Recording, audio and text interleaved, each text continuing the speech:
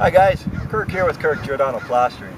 Today what we're going to do is some flashing details. Okay, what we have here, we've got a cricket, then we have the flashing here, and a fat bead of caulking. Now, theoretically this will last for a while. Depends on the heat. The heat of the sun will actually separate this and deteriorate it. And when that happens, 5 years down the line, maybe 10, water will go back here and rot out some of the wood inside the house.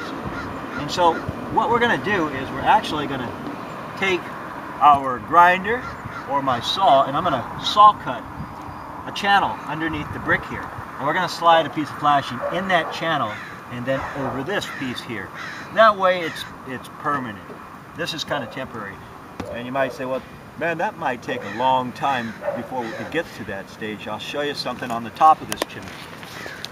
I don't know how many years this is, but maybe 10, maybe 15, maybe longer, who knows. But you see how this caulking here is pretty deteriorated. And that's what's going to happen with that caulking eventually. And water will just go inside here. And so we don't want that to happen here. When we get to that stage, we'll show how we install that L flashing. It goes. What I tend to do is I'll take it right under the first brick or wherever's the closest brick and just counter it. It's a simple process, but it's time consuming, and it is kind of dangerous to use the saws with masonry blades to cut the groove in here, but we'll cross that bridge pretty quick.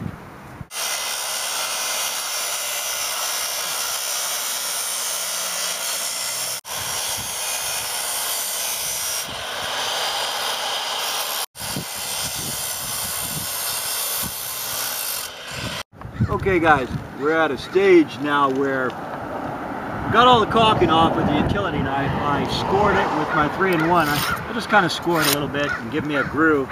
I took my skill saw, and this is my cheap skill saw. It's a lightweight plastic one, where it's an awkward position to hold this up and go sideways. So the big worm drive skill saw is just too much weight, so we use this guy here. Now, we're notched in here about 3/4 of an inch, and we're coming out 3/4 of an inch.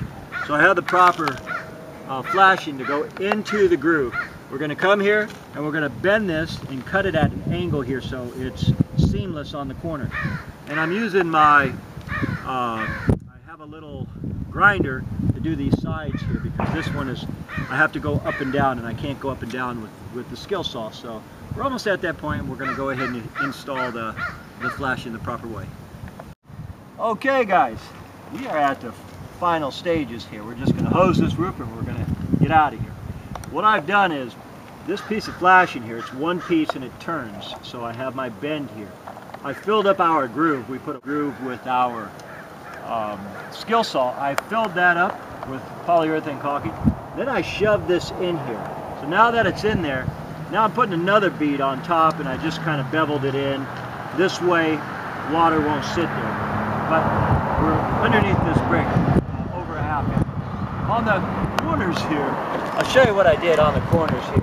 This is kind of tricky. I don't want to put any concrete nails, so I place this flashing here, vertically or horizontally to cover this flashing. Then I put this one over it. And because I don't want any concrete nails in here, I've got this bricks just holding it up. And by tomorrow, this will be set because this is an adhesive caulking. It's a great caulking. You put it on bricks and it just holds everything. Anyway, that's the proper way to do a brick flashing. It takes a lot more effort and work, but it's permanent. My name's Kirk. I'm with Kirk Giordano Plastering. Thank you folks for watching. Thanks Jay for doing the video, and we'll see you folks on the next one.